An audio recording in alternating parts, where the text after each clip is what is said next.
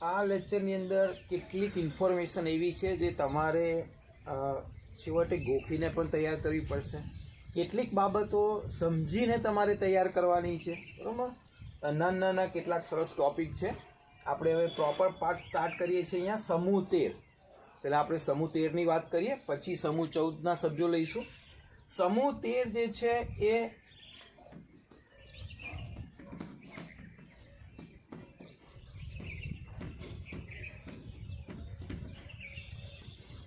Boron પરિવાર તરીકે ઓળખાય છે.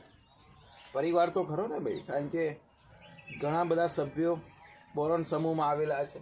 એ સમૂહ 13 જે છે એ બોરોન પરિવાર તરીકે ઓળખવામાં આવે છે, અથવા બોરોન ગ્રુપ અથવા બોરોન સમૂહ. તો એમાં કયા કયા આવે છે? તો શરૂઆત પહેલા બોરોન, એલ્યુમિનિયમ, ગેલિયમ, ઇન્ડિયમ અને હેલિયમ. હવે બોરોન સમૂહમાં જે આ સભ્યો છે એની વાત કરીએ તો બોરોન જે છે બધા જ કરતાં કદમાં નાનું છે. આપણે કહ્યું નાનું હોય લાડકું વધારે હોય. અહીંયા વિરુદ્ધ છે. અહીંયા નાનું કદ છે એનાથી પરિવાર ઓળખાય છે. જનરલી આપણા પરિવારમાં જે મોટું હોય એનાથી પરિવાર ઓળખાય કે ભાઈ નરેન્દ્ર મોદી, તો કે આ મોદીનો પરિવાર, બરાબર. એવી રીતે અહીંયા નાનું છે એનાથી પરિવાર ઓળખાય છે કે બોરોનથી શરૂઆત થાય છે. અને બોરોન ફેમિલીમાં બોરોન જે છે એ પોતે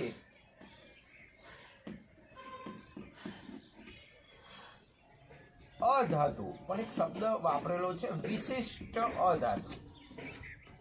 હવે વિશિષ્ટ ધાતુ એટલા માટે કે એમાં બધા જ સભ્યો જે છે એના કરતાં એકદમ અલગ પ્રકારનો ગુણધર્મ ધરાવે છે. અને અધાતુના લક્ષણ આ બધા કરતાં સૌથી વધારે આમાં છે, એટલે એને એક વિશિષ્ટ અધાતુનો દરજ્જો આપેલો છે. એલ્યુમિનિયમ જે છે એ એકચ્યુઅલી ધાતુ છે, પરંતુ એલ્યુમિનિયમના કેટલાક ગુણધર્મ, એટલે કે આ બોરોન અને એલ્યુમિનિયમના ગુણધર્મ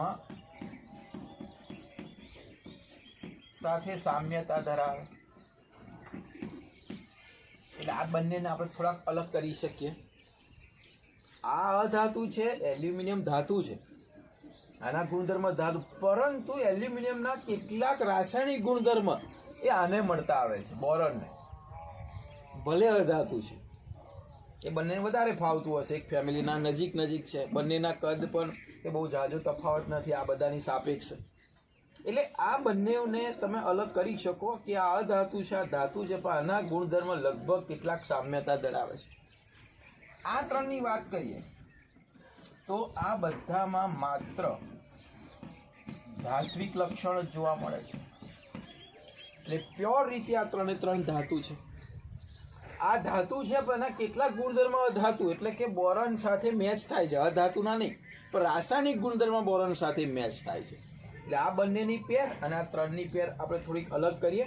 એટલે કે પરિવારમાં બધાનો સ્વભાવ સરખો ના હોય, ભલે એક જ પરિવાર ના હોય, બરાબર. હા, કેટલોક સ્વભાવ મળતો આવતો હોય, જેમ કે ઇલેક્ટ્રોન રચના, બાહ્યતમ સરખી હોય, બીજા કેટલાક ગુણધર્મ મળતા આવતા હોય, પણ દરેક પરિવારમાં સભ્યોમાં ક્યાંક ને ક્યાંક સામ્યતા પણ જોવા મળે અને જુદાપણું પણ જોવા મળે.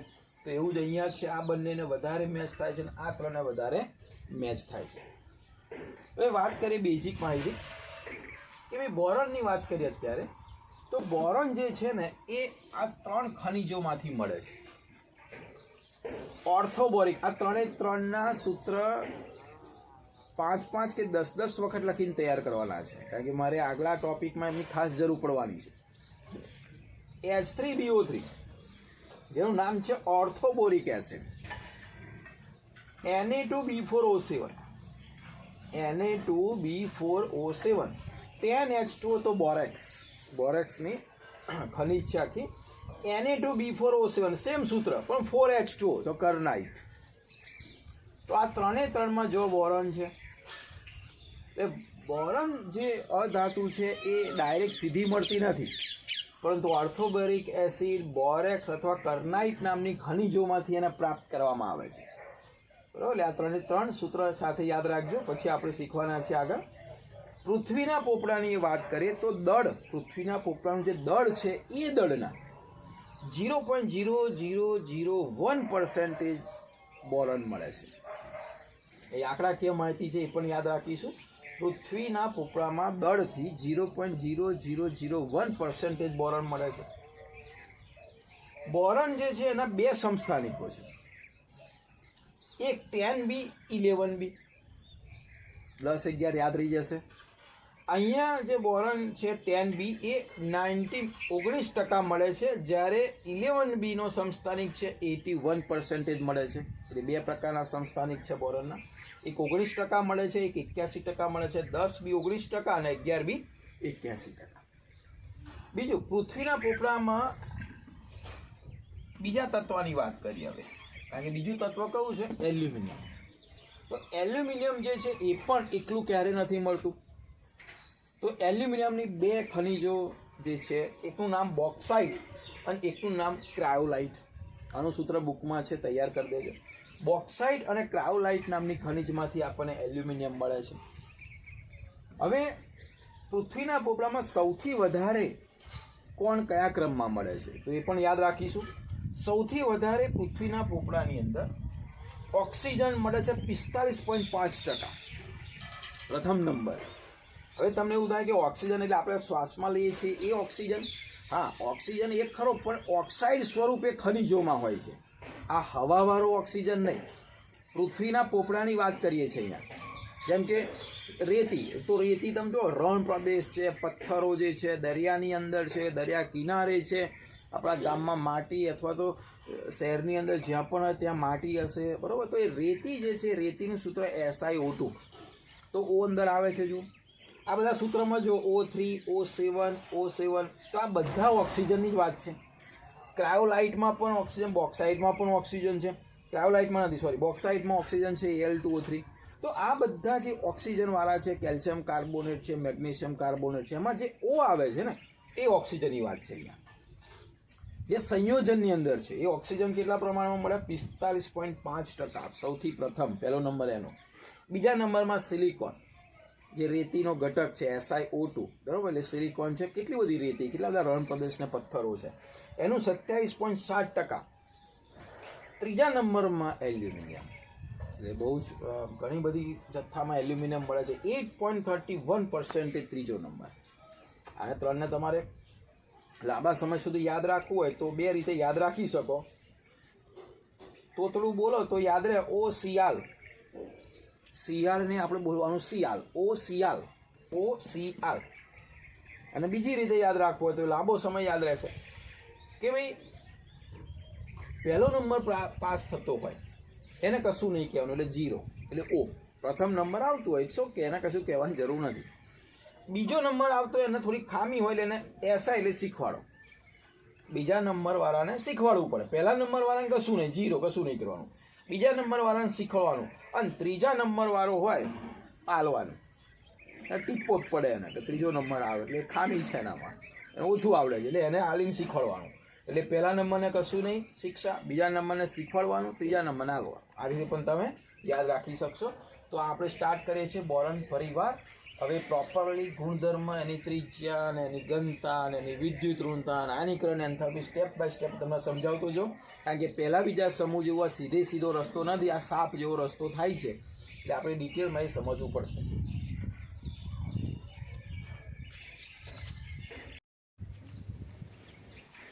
બોરોન સમૂહ 13મા સમૂહની પહેલાં આપણે ઇલેક્ટ્રોન રચના જોઈએ, વારાફરતી કેટલાક ગુણધર્મની ચર્ચા કરીએ. ઇલેક્ટ્રોન રચના બહુ જ ઇમ્પોર્ટન્ટ છે, એના ઉપરથી કેટલાક બીજા ગુણધર્મની સમજ પડશે. ઇલેક્ટ્રોન રચના તમને આવડતી હશે કેવી રીતે આપણે લખીએ છીએ, આના ઉપરથી લખાય. આ Z છે જેને પરમાણુ ક્રમાંક કહીએ છીએ, બરાબર. 5 13 31 49 81, આ બધાના Z ઉપરથી આ બીજું, ત્રીજું, ચોથું, પાંચમું ને છઠ્ઠું આવે. દરેકની અંદર આપ સૌ જાણો છો નિષ્ક્રિય વાયુની રચના પહેલાં આવે છે ને એના પછી આપણે લખીએ છીએ રચના. આ અંદરના ભાગની રચના છે. હવે જો એ ચેક કરીએ, બોરોન અને એલ્યુમિનિયમની તમે રચના જુઓ ને તો બહારની કક્ષામાં સેમ રચના NS2 NP1. આમ તો જનરલી જે રચના છે એ રચના બધાની સેમ જ આવવાની છે, NS2 NP1.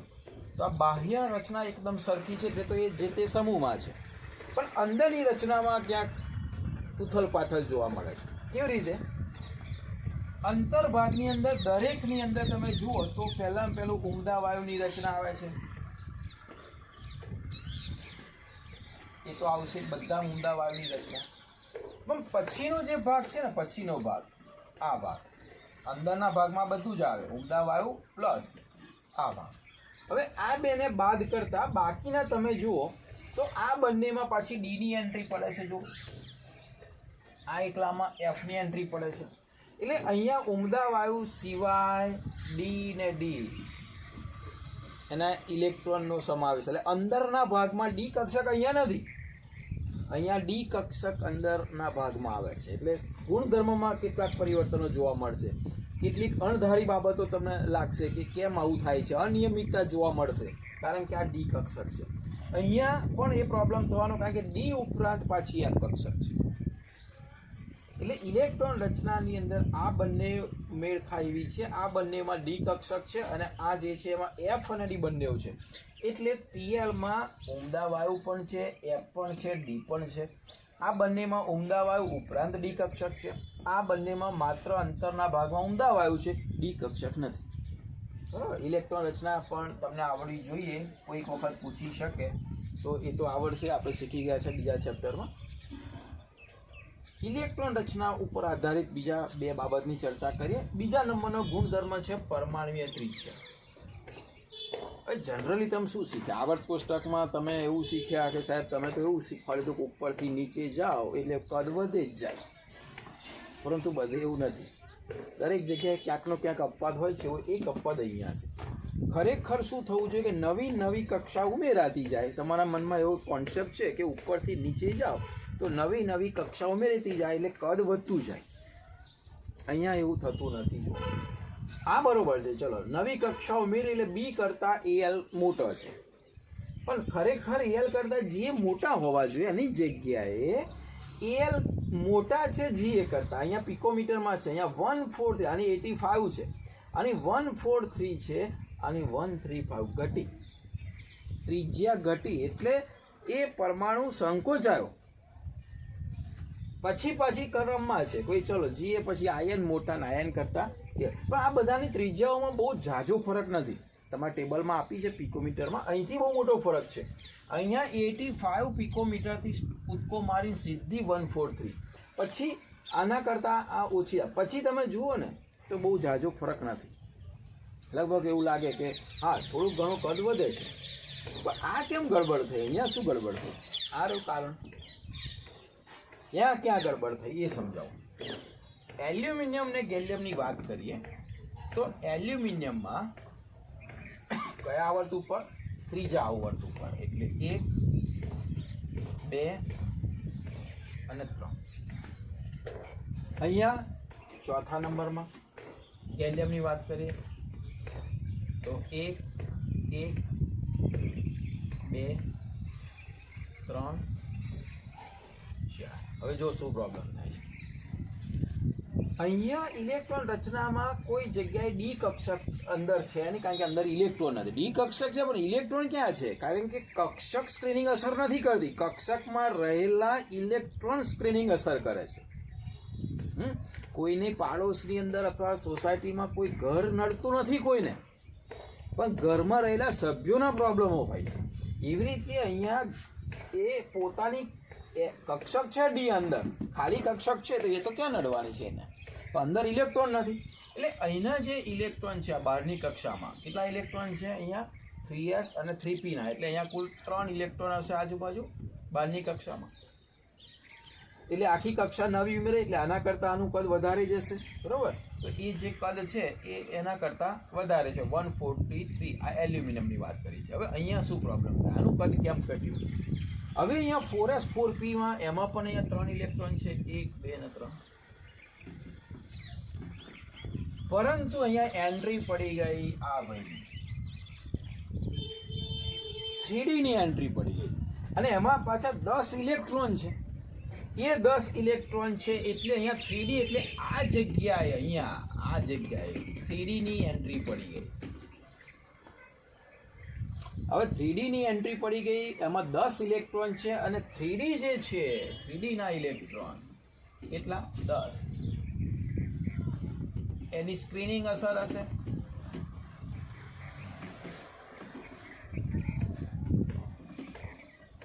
અને કેવી છે સ્ક્રીનિંગ અસર એની ઓછી છે. સમજો અહીંયા ગેલિયમમાં 3D ના 10 ઇલેક્ટ્રોન છે, એની સ્ક્રીનિંગ અસર 10 ઇલેક્ટ્રોનની પુઅર છે. અચ્છા 10 ઇલેક્ટ્રોનની સ્ક્રીનિંગ અસર જો ઓછી હોય એનો મતલબ શું? તો તમે શીખ્યા કે સાહેબ સ્ક્રીનિંગ અસર ઓછી હોય તો બહારની કક્ષાના ઇલેક્ટ્રોન અંદર ખેંચાય. તો અહીંયા સ્ક્રીનિંગ અસર ઓછી થઈ એટલે આ ઇલેક્ટ્રોન અંદર ખેંચાયો, બહારની કક્ષાનો આ ઇલેક્ટ્રોન અંદર ખેંચ્યો, બહારની કક્ષાનો આ ઇલેક્ટ્રોન અંદર ખેંચ્યો. એટલે સ્ક્રીનિંગ અસર ઓછી થવાથી બહારની કક્ષાના ઇલેક્ટ્રોનનું અંદર સંકોચન થાય અને એના લીધે ત્રિજ્યા ઓછી થઈ જાય છે. અહીંયા ડી કક્ષક હોત તો અહીંયા સંકોચન, પણ ડી કક્ષક અહીંયા છે નહીં. ડી નથી એટલે કોઈ સ્ક્રીનિંગ અસર જે છે એ કોની છે? એસની ને એ બધાની છે. અને એસ અંદર એની ના બધા હશે એસપી, બરોબર? તો એની તો વધારે છે એટલે એ દૂર છે.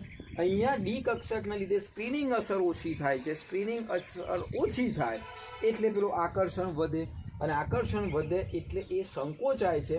એટલે ખરેખર નવી કક્ષા ઉમેરવા છતાં પણ એની ત્રિજ્યા ઘટીને કેટલી થઈ જાય છે? 135 થઈ જાય છે. બહુ ઇમ્પોર્ટન્ટ વસ્તુ છે, બરાબર? એટલા માટે અહીંયા ત્રિજ્યામાં અપવાદ જોવા મળે છે. એમસીક્યુમાં પૂછાય તો યાદ રાખજો, ગડબડ ગોટા ના કરતા સીધું ના લગતા ત્રિજ્યા વધે છે. અહીંયા આ રીતેનો ઘટાડો થાય છે. ચલો એ જ ત્રીજો પણ અગત્યનો મુદ્દો આપણે શીખીએ છીએ, આયનીકરણ એન્થાલ્પી, જેને આપણે ડેલ્ટા IH કહીએ છીએ.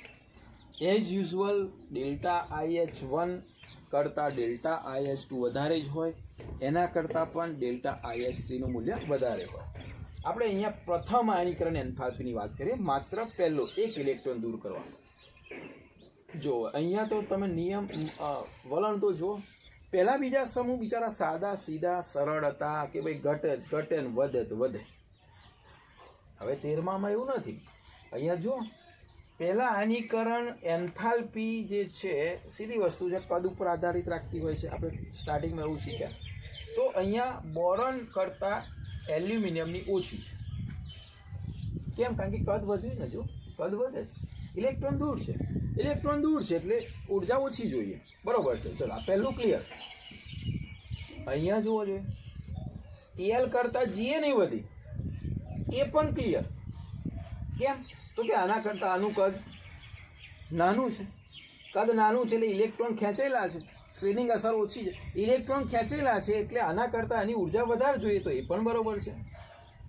આના પ્રમાણે આ બરોબર છે, બરોબર? તો B greater than L less than GA. અહીં શું પ્રોબ્લેમ છે? અહીંયા જુઓ તમે, અહીંયા પાછી જીએની આયન કરતાં વધારે અને આયન કરતાં પાછી ટીએલની વધારે. એટલે એક greater than less than greater than less than યાદ રહેવું છે. પરીક્ષામાં પૂછે એમસીક્યુમાં કે ભાઈ આયનીકરણ એન્થાલ્પીનો ક્રમ તો યાદ રહેવું છે. પહેલા ગ્રેટર દેન, પછી લેસ દેન. ગ્રેટર દેન પહેલા મોટા ભાઈ જ હોય, પછી નાના ભાઈ. Greater than less than greater than less than. કારણ સમજીએ. અહીંયા સુધી કોઈ પ્રોબ્લેમ નથી તમને કારણમાં, આ કદ ઉપર સીધું જ ઇફેક્ટ કરે. અહીંયા શું પ્રોબ્લેમ છે? તો આયન અને ટીએલમાં જે પ્રોબ્લેમ છે તે આ પ્રોબ્લેમમાં આપણે એની ચર્ચા કરીએ. આયનની જે વાત કરીએ છીએ અને ઇલેક્ટ્રોન રચનાની વાત કરો, આ છે. હવે જીએ કરતા આયનની ઓછી કેમ? જીએ કરતા આયનની ઓછી કેમ? કદ ઉપર પણ તમે આધારિત રાખી શકો કે ભાઈ કદ આના કરતા વધારે છે એટલે ઓછી. પણ ભાઈ અહીંયા પાછું જુઓ, અહીંયા પાછી વધારે કેમ? અહીંયા તો કદે વધારે હતું. એટલે કન્ફ્યુઝન દૂર કરી આપું તમને કે આયનમાં એકચ્યુઅલી ઇલેક્ટ્રોનમાં કેટલા કેન્દ્રીય વીજભાર વધે એના કેન્દ્રમાં, તો એ ચેક કરી લેજો. 49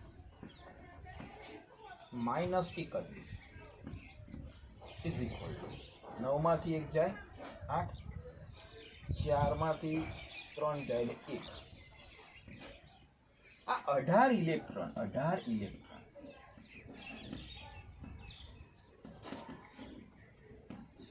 વધે છે. સમજો, બે વસ્તુ બન્યું અહીંયા. આયન નું પરમાણુ દૂર,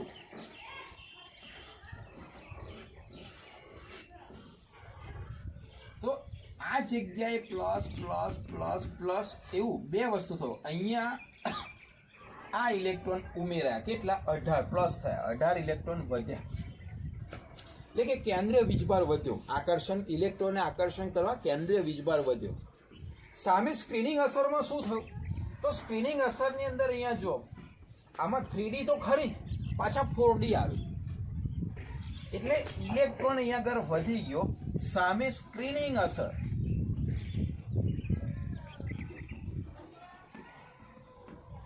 બંને જોવું પડશે. સ્ક્રીનિંગ અસર અને કેન્દ્રીય વીજભાર બંનેની હવે કમ્પેરિઝન કરવું પડશે આપણે.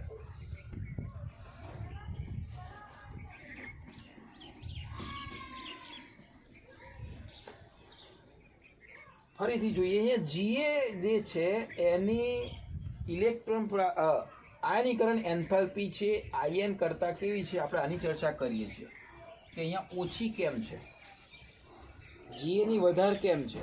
તો ઓછી એટલા માટે છે કે ઇલેક્ટ્રોન જે છે એમાં સ્ક્રીનિંગ અસર જે છે કેન્દ્રીય વીજભારને વટાવી જાય છે, એટલે સ્ક્રીનિંગ અસર અહીંયા વધુ છે એવું કહેવાય. અને કેન્દ્રીય વીજભારની સાપેક્ષે વધારે છે, કારણ કે કેન્દ્રીય વીજભાર માત્ર 18 ઇલેક્ટ્રોન જ વધે છે.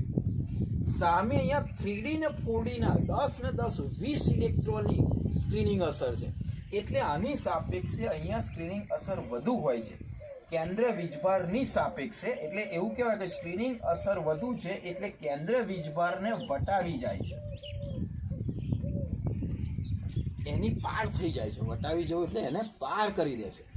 માત્ર 18 ઇલેક્ટ્રોન વધે છે, પણ એની સાપેક્ષે સ્ક્રીનિંગ અસર વધારે છે. અને સ્ક્રીનિંગ અસર જ્યારે વધારે હોય ત્યારે ઇલેક્ટ્રોન શું થાય? દૂર જાય. સ્ક્રીનિંગ અસર વધારે એટલે આકર્ષણ ઓછું હોય ને, સીધી વસ્તુ છે, આકર્ષણ ઓછું થાય. આ બહુ સમજવું પડશે તમારે. અને આકર્ષણ ભાઈ ઓછું છે એટલે આયનીકરણ એન્થાલ્પી ઓછી થાય. એટલે આના કરતા આયનીકરણ એન્થાલ્પી ત્યાં ઓછી થાય છે. એ હજુ વધારે ક્યારે સમજ પડશે? ટીએલ અને આયન ની વાત કરીએ ત્યારે. હવે શું થાય છે? ટીએલ ની વાત કરીએ. જો તેમાં કેટલા ઇલેક્ટ્રોન વધે? જો 81 ઓછા 49,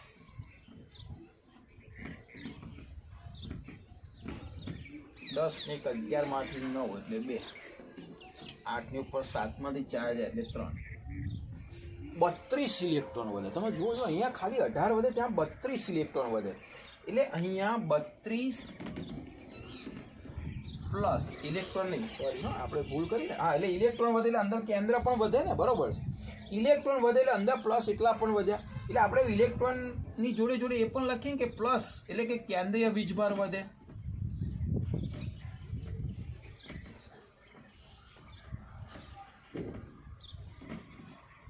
ઝેડમાં આટલો તફાવત છે ને.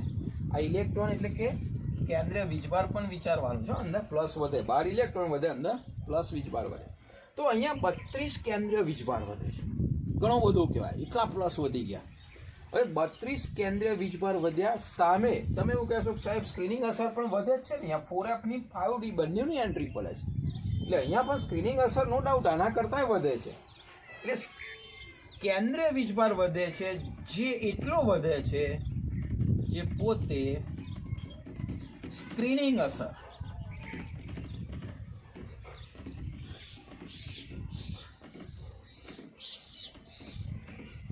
સ્ક્રીનિંગ અસરને વટાવ્યા. સ્ક્રીનિંગ અસર કોની? અહીંયા 4F ની અને D કક્ષક પોતે, બરોબર.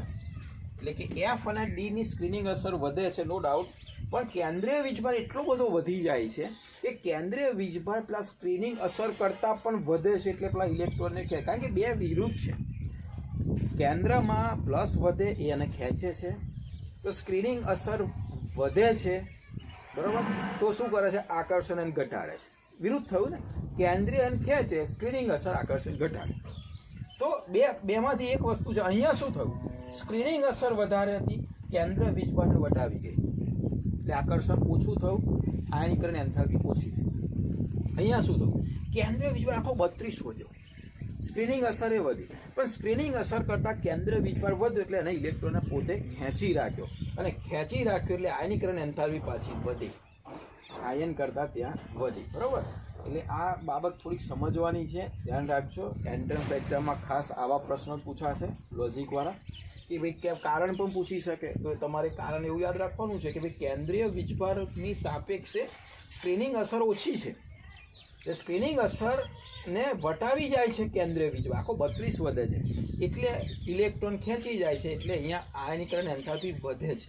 અહીંયા કેમ ઘટી? તો અહીંયા સ્ક્રીનિંગ અસર પેલાને વટાવી ગઈ એટલે ઇલેક્ટ્રોનને આકર્ષણ ઓછું થયું, એટલે શક્તિ ઓછી જોઈએ, અહીંયા વધ્યું, શક્તિ વધારે જોઈએ.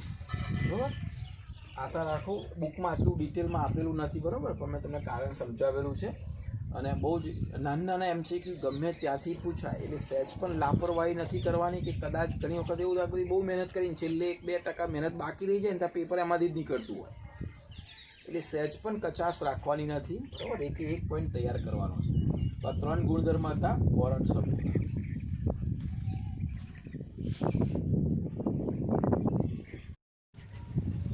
ચોથા નંબરનો ગુણધર્મ છે વિદ્યુત ઋણતા.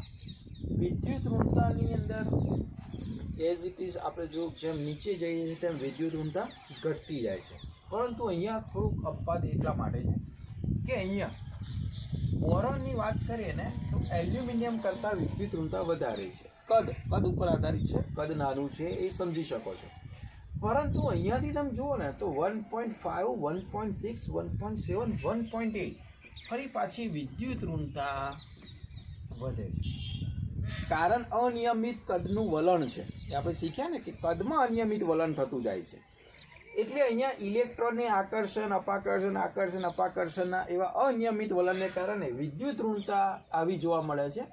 2 પછી 1.5 એટલે ઘટે, ફરી થોડીક વધે છે, એટલી બધી નહીં પણ થોડીક વધતી જાય છે. તો આ વિદ્યુત ઋણતાનું વલણ હતું. ભૌતિક ગુણધર્મની વાત કરીએ તો બોરોન અધાતુ છે, અતિ સખત, જબરજસ્ત સખત પથ્થર જેવી ધાતુ, અધાતુ છે, કાળા રંગનો ઘન પદાર્થ છે, અતિ પ્રબળ સ્ફટિકમય લેટિસ એન્થાલ્પી છે, એના અણુ વચ્ચે પરમાણુ વચ્ચે એટલી લેટિસ એન્થાલ્પી છે કે એનું ગલન બિંદુ 2453 કેલ્વિન સુધી જાય છે. એ સરળતાથી પીગળતો નથી, કારણ કે જેની લેટિસ એન્થાલ્પી વધારે હોય એનું ગલન બિંદુ હંમેશા ઊંચું હોય. તો અતિ પ્રબળ સ્ફટિકમય લેટિસ એન્થાલ્પીને કારણે 2453 કેલ્વિન જેટલું ઊંચું ગલનબિંદુ ધરાવે છે. બાકીના ગલનબિંદુ બહુ નીચા છે. એમાં તો ગેલિયમની વાત કરું તો ખાલી 303 કેલ્વિન. બોરોન એક અપવાદ બાદ કરતા બાકીના ધાતુ જે છે એ નીચે એના ગલનબિંદુ નીચા છે, અને ગેલિયમ તો ખાલી 303 એટલે એને સેલ્સિયસમાં ફેરવો તો ઉનાળાની અંદર તમે ગેલિયમ જુઓ ને તો પ્રવાહી સ્વરૂપમાં જ હોય. પારો ઓલવેઝ પ્રવાહી સ્વરૂપમાં હોય છે, પરંતુ ગેલિયમ ઉનાળાની સિઝનમાં જ્યારે 25, 27, 28 ટેમ્પરેચર હોય ને ત્યારે પોતે પીગળેલી અવસ્થામાં હોય છે, અને હા એનું ઉત્કલન બિંદુ બહુ ઊંચું છે, 2676 કેલ્વિનના તાપમાને ઉપડે છે. એટલે આ સામાન્ય એના ભૌતિક ગુણધર્મ હતા. ઘનતા એઝ યુઝ્યુઅલ B થી TL તરફ જતાં વધતી જાય છે, કારણ કે કદની સાપેક્ષે એનું દળ અંદર વધે છે. ઘણાને એવો પ્રશ્ન હોય છે કે સાહેબ તમે કહ્યું હતું કે ભાઈ ઘનતા તો ખરેખર નીચે જતાં ઘટવી ના જોઈએ, કારણ કે કદ મોટા થાય તો, પણ કદ તો મોટા થાય, કદની સાપેક્ષે ઘટે, પરંતુ દળ પણ જોવાનું ને, દળના પ્રપોર્શનલમાં છે, ડેન્સિટી પ્રપોર્શનલ દળ માસ, તો માસ સામે વધે છે ને, તો માસ કદની સાપેક્ષે વધારે વધે છે, એટલે ઘનતા શું થાય છે? વધતી જાય છે. રાસાયણિક ગુણધર્મ ઇમ્પોર્ટન્ટ વસ્તુ છે. બોરોન એકલું એવું છે કે જે કદ નાનું છે, એટલે ડેલ્ટા IH1, ડેલ્ટા IH2 અને ડેલ્ટા IH3 આ ત્રણેયનો સરવાળો કરવાના, કારણ કે 3 ઇલેક્ટ્રોન દૂર કરવાના ને ઓક્સિડેશન અવસ્થામાં. તો બહારની કક્ષામાં 3 ઇલેક્ટ્રોન છે, તો પહેલો દૂર કરીએ, પછી બીજો, હવે ત્રીજો દૂર કરવામાં જશે તો S કક્ષક છે, કદ નાનું છે એટલે એકદમ આકર્ષાયેલો છે, તો ત્રણેય ઇલેક્ટ્રોનને દૂર કરવામાં ખૂબ વધુ એનર્જી જોઈએ. આ ત્રણનો સરવાળો ઘણો બધો થાય છે, એટલે સામાન્ય સંજોગોમાં એ શક્ય હોતું નથી. એટલે એ પરમાણુ શું કરે છે? આયનીય બંધ બનાવવાની જગ્યાએ કયા બંધ બનાવી દે છે? સહસંયોજક બંધ બનાવે. સહસંયોજકમાં ભાગીદારી છે, એમાં ઉર્જા એટલી બધી નથી વપરાતી.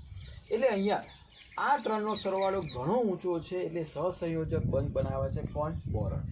પણ નીચેથી જેમ જેમ નીચે જઈએ છીએ તેમ આ સરવાળો ઘટતો જાય છે એટલે એ લોકોના વલણ આયનીય છે. બીજું કે નીચે જઈએ જેમાં બે ઓક્સિડેશન અવસ્થા આપણે જોઈ, +1 અને +3. તો +3 ના સંયોજન કરતાં +1 વાળા જે સંયોજન છે ને વધુ આયનીય હોય છે. યાદ રાખીશું આપણે, +3 કરતાં +1 ના કેમ વધારે આયનીય હોય છે? કારણ કે અહીંયા આયનીકરણ એન્થાલ્પી ઓછી હોય છે +1માં. +3માં તો ઘણી બધી થઈ જાય ને આયનીકરણ એન્થાલ્પી. આપ સૌ જાણો છો કે આયનીકરણ એન્થાલ્પી જેટલી ઓછી એટલું આયનીય બંધ બનાવે. તો અહીંયા +1 વાળા +3 કરતાં વધુ આયનીય હોય છે, યાદ રાખીશું. ઓકે, ત્રિસંયોજક અવસ્થામાં એટલે અહીંયા જનરલી વાત કરીએ તો આ બધા જ સંયોજનો ત્રિસંયોજક જ્યારે અવસ્થામાં હોય ત્યારે ઇલેક્ટ્રોનની ઉણપવાળા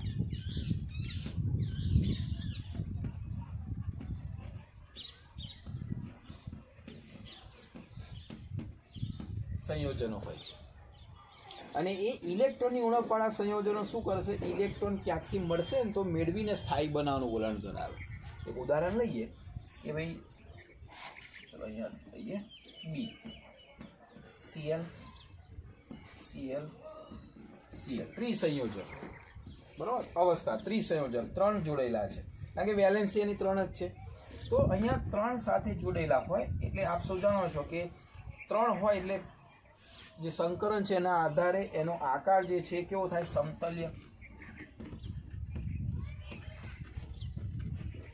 એનો આકાર થશે સમતલ્ય. એક જ સમતલમાં 3 જોડેલા છે 120 ના ખૂણે. હવે ઇલેક્ટ્રોન ઉણપ કેમ? 2 ને 2 4 ને 2 6 જ ઇલેક્ટ્રોન છે. અષ્ટક પૂર્ણ કરવા માટે એને ઇલેક્ટ્રોન ખૂટશે. એટલે ધારો કે આવો કોઈ અણુ જોડે આવી જાય એમોનિયા જેવું, તો આ ઇલેક્ટ્રોન શું કરશે? બોરોન સ્વીકારશે કારણ કે ઇલેક્ટ્રોનની ઉણપવાળા છે. જેવા ઇલેક્ટ્રોન સ્વીકારશે એટલે એમાંથી જે સંયોજન બનશે. હવે સમતલ્ય નથી રહેવાનું કારણ કે અહીંયા જે કક્ષક છે ખાલી કક્ષક છે, જેમ ગણતા નથી, ટોટલી 4 સાથે સમચતુષ્ફલકીય થાય તો એમાં એની એન્ટ્રી થઈને એ બનાવશે બી. આ જગ્યાએ આવશે NH, અહીંયા Cl, અહીંયા Cl, અહીંયા Cl. એટલે આકાર જે થઈ જશે એ કયો થઈ જશે? હવે સમચતુષ્ફલકીય. ક્લિયર? અહીંયા સમતલ્ય આકાર હતો એ એમોનિયા સાથે ઇલેક્ટ્રોન આપશે, ઇલેક્ટ્રોન મેળવશે કારણ કે અષ્ટક પૂર્ણ કરવા માટે 2 2 4 2 6 2 8 2 ખૂટતા હતા. એટલે ઇલેક્ટ્રોનની ઉણપવાળા ઇલેક્ટ્રોન મેળવીને આવું સંયોજન સ્થાયી બનાવશે. આ સમચતુષ્ફલકીય આકારમાં છે. તો આ કયો ગુણધર્મ ધરાવે? તો કે જ્યારે ત્રિસંયોજક અવસ્થામાં હોય ત્યારે એ લુઈસ એસિડનો ગુણધર્મ ધરાવે. કારણ કે લુઈસ એસિડ શું કરે? ઇલેક્ટ્રોનને મેળવે. બેઝ શું કરે? ઇલેક્ટ્રોન આપે. તો આ બધા જ લુઈસ એસિડ તરીકે આ સમૂહના તત્વો વર્તી શકે, લુઈસ એસિડ તરીકે, બરોબર? કઈ અવસ્થામાં? ત્રિસંયોજક અવસ્થાની. હવે કોણ વધારે લુઈસ એસિડ વાળો ગુણધર્મ ને કોણ ઓછો? તો લુઈસ એસિડ નો ગુણધર્મ જેમ કદ વધે એટલે કે ઉપરથી નીચે તરફ જઈએ તેમ લુઈસ એસિડ નો ગુણધર્મ ઘટે. એટલે કે BCl3 ને AlCl3 વધારે લુઈસ એસિડ કોણ? તો કે છે BCl3. એટલે જેમ નીચે જઈએ તેમ તે ગુણધર્મ ઘટે છે. તો આ બધા લુઈસ એસિડ તરીકે વર્તે ક્યારે? ત્રિસંયોજક અવસ્થામાં હોય ત્યારે. બીજું આપણે Al2Cl6 નું પણ ઉદાહરણ જોઈએ છે અને એની કેવી રીતે રચના હોય છે એ જોઈએ. તો આ સામાન્ય ગુણધર્મ હતા. હજુ આપણે રાસાયણિક ગુણધર્મની આગળ ચર્ચા કરી રહ્યા છે અને રાસાયણિક ગુણધર્મના કેટલાક સમીકરણ પણ જોઈએ.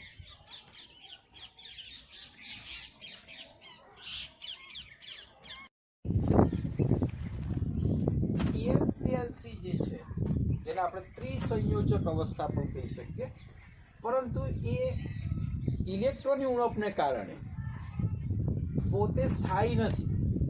એટલે સ્થાયી કરવા માટે શું કરે છે? પોતે ડાયમર બનાવી દે અને ડાયમર બનાવીને પોતે સ્થાયીતા પ્રાપ્ત કરે છે.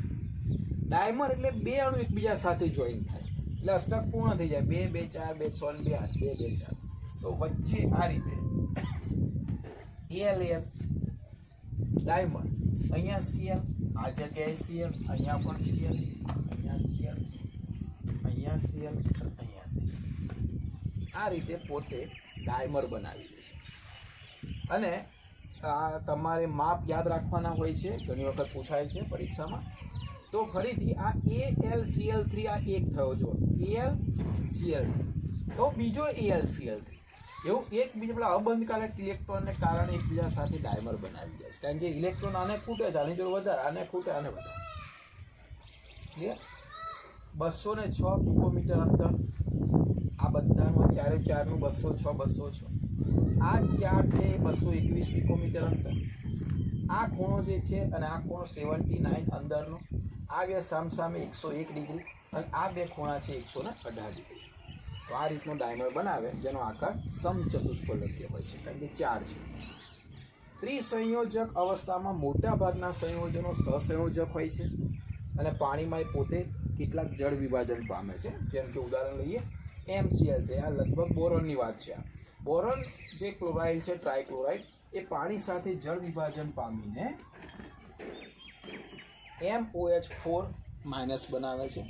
એટલે કે ચાર અહીંયા સવર્ગ સહસંયોજક સવર્ગ બંધ બને છે, એટલે સવર્ગાંક એનો 4 છે. સમચતુષ્ફલકીય આકારની અંદર હોય છે અને આનું સંકરણ sp3 હોય છે. સવર્ગાંક છે, સહસંયોજક સવર્ગાંક વાત નથી કરતો, સવર્ગાંક અહીંયા 4 છે, આપણે શીખી ગયા છે ઓલરેડી.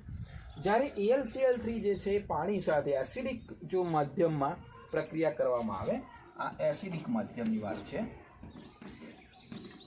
એસિડિક માધ્યમની અંદર એ AlH2O6 એટલે હેક્ઝા એક્વા, બરોબર, એવું એક સંકીર્ણ બનાવે છે.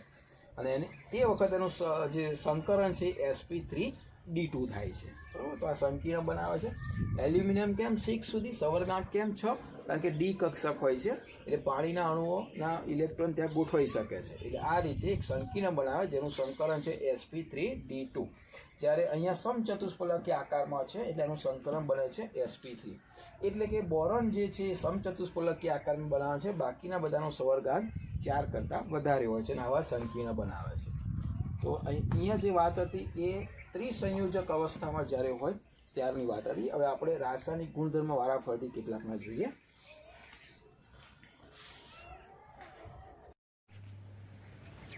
જો આપણે રાસાયણિક પ્રક્રિયામાં હવા પ્રત્યે કેવું વલણ ધરાવે છે એ જોઈએ. જનરલી બોરોન જે છે એ જ્યારે પોતે સ્ફટિકમય હોય તે વખતે એ અપ્રતિક્રિયાત્મક હોય છે.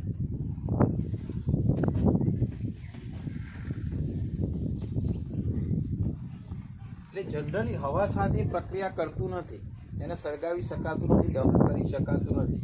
ત્યારે સ્ફટિકમય હોય ત્યારે અપ્રતિક્રિયાત્મક હોય છે, કારણ કે એની સપાટી પર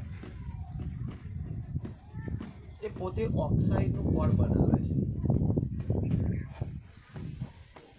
અને એટલે જે પ્રક્રિયા કરવા દેતું નથી. પરંતુ જો બોરોનનું સ્ફટિકમય સ્વરૂપ હોય, અસ્ફટિક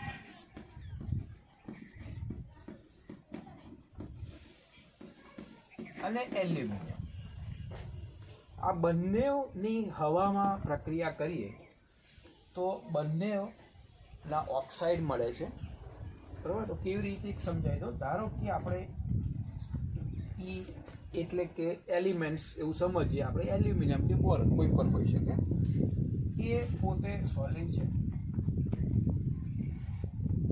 ઓક્સિજન હવાની અંદર છે, ગેસ ફોર્મમાં છે, બરાબર. એને સળગાવીએ, ગરમ કરીએ તો ઈ અને O2 ની જે વાત છે એમાં આપ સૌ જાણો છો કે ઈ છે એ જનરલી 3+ હોય અને O છે એ જનરલી 2- હોય.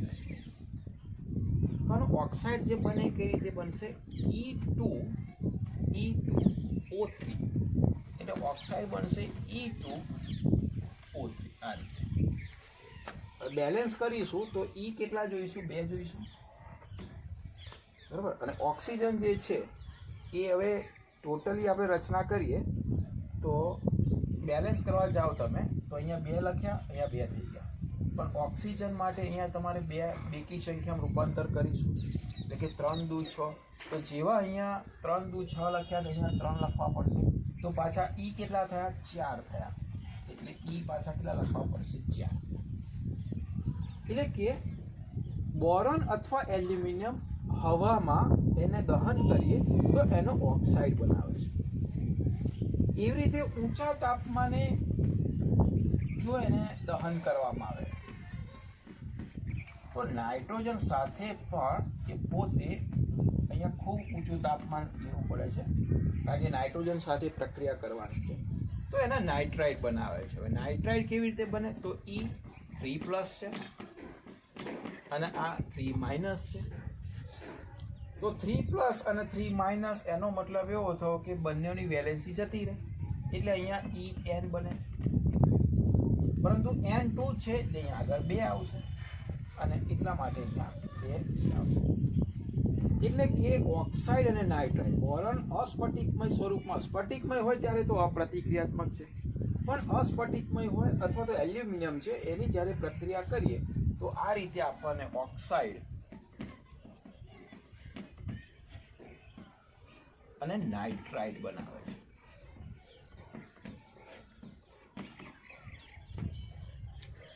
હવે એના ઓક્સાઇડની વાત કરીએ તો ધારો કે B2O3 એટલે કે બોરોનનો ઓક્સાઇડ આવશે, એના ઉપરથી Al2O3 એલ્યુમિનિયમનો oxide, Ga2O3, In2O3, Tl2O3. બોક્સાઇડની વાત કરીએ તો આવા પ્રકારના બોક્સાઇડમાં વલણ જે જોવા મળે એ આ અધાતુ છે, એટલે આનો જે બોક્સાઇડ છે અધાતુ એ પોતે એસિડિક હોય છે. આ પણ પ્રશ્ન પૂછાય છે, યાદ રાખીશું. કેમ? કારણ કે અધાતુ છે અને અધાતુના ઓક્સાઇડ બધા કેવા હોય છે? એસિડિક અથવા તો તટસ્થ હોય છે. એસિડિક છે, એસિડિક છે એટલે આ ઓક્સાઇડ શું કરશે? કોઈ બેઝિક ઓક્સાઇડ આવશે, બેઝિક ઓક્સાઇડ. બેઝિક ઓક્સાઇડ કોનો હોય? ધાતુનો હોય. તો એની સાથે એ પ્રક્રિયા કરશે, બરાબર, અને આપણને ધાતુ બોરેટ બનાવશે. બોરેટ સંયોજનો આપણને આપશે. તો B2O3 એસિડિક છે માટે બેઝિક ઓક્સાઇડ સાથે પ્રક્રિયા કરે, એસિડિક એસિડિક સાથે ના કરે, બેઝ સાથે ના કરે. જ્યારે આ બંનેના જે છે ને એ આ બંનેની વચ્ચે આવે છે, એટલે નીચે જતા જાવ તેમ ગુણધર્મ બેઝિકતાનો વધતો જાય છે, એટલે આ બંને ઉભય ગુણધર્મી તરીકે કામ કરે છે. હા, આના કરતા એલ્યુમિનિયમનો ઉભય ગુણધર્મી ગુણ વધારે છે, પરંતુ એલ્યુમિનિયમ અને ગેલિયમના બંનેના ઓક્સાઇડ ઉભય ગુણધર્મી કામ કરે છે. જ્યારે ઇન્ડિયમ અને થેલિયમના બંનેના ઓક્સાઇડ એ ધાતુ પ્યોર છે, એટલે કે બેઝિક ગુણધર્મ ધરાવે છે. એટલે કે નીચે જેમ જોઈએ એમ ધાતુનો ગુણધર્મ શું થાય? વધતો જાય. જેમ નીચે જાવ તેમ ધાતુનો ગુણધર્મ વધતો જાય અને ધાતુના ઓક્સાઇડ બધા બેઝિક હોય છે. પરંતુ આ જે છે મેં તમને કહ્યું આની સાથે થોડીક સામ્યતા ધરાવે છે, કદમાં થોડીક આની સાથે સામ્યતા ધરાવે છે. એટલે શું થાય છે કે આ બંને નથી બેઝિક નથી એસિડિક પ્યોર, પણ એસિડિકનો ગુણધર્મ ધરાવે ને બેઝિકનો ગુણધર્મ ધરાવે, એટલે કે આ ઉભય ગુણધર્મી ઓક્સાઇડ છે. ઇમ્પોર્ટન્ટ પ્રશ્ન છે એન્ટ્રન્સ એક્ઝામ માટે. ફરીથી બોરોનના એકલા જ એસિડિક છે માટે બોરેટ બનાવે છે, બેઝિક ઓક્સાઇડ સાથે પ્રક્રિયા કરી શકે છે. આ બંને કરી શકે બેઝિક ઓક્સાઇડ સાથે, કારણ કે ઉભય ગુણધર્મી છે. સામે કોણ છે? જો એસિડ હોય તો બેઝિક તરીકે વર્તે, બેઝિક હોય તો એસિડ તરીકે વર્તે. કોણ નથી કરી શકતું? આ બંને બેઝિક છે માટે બેઝિક ઓક્સાઇડ સાથે પ્રક્રિયા ના કરી શકે. તો આ યાદ રાખીશું આપણે. આ હવા પ્રત્યેના ગુણધર્મ હતા. સમીકરણ પણ યાદ રાખીશું અને આ ખાસ બરાબર ઓક્સાઇડની એસિડિકતા, બેઝિકતા અને ઉભય ગુણધર્મી ગુણધર્મ એને ખાસ યાદ રાખીશું.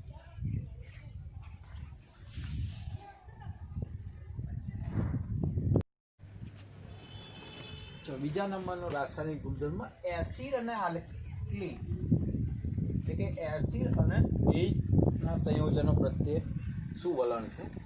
હવે મધ્યમસર તાપમાન હોય, એટલે ઊંચું તાપમાન ના હોય ત્યારે બોરોન એ નથી એસિડ સાથે પ્રક્રિયા કરતું, નથી આલ્કલી સાથે કોઈ પ્રક્રિયા કરતું, કારણ કે આપણે શીખ્યા ને કે ઓક્સાઇડનું પડ હોય છે એની સાથે.